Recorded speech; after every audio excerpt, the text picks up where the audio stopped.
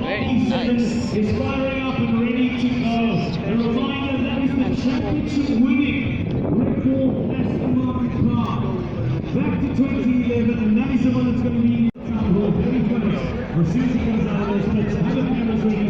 He'll be coming up in front here, making his way down this road, down to the car, which is previously down there, and come here. Very nice. Everybody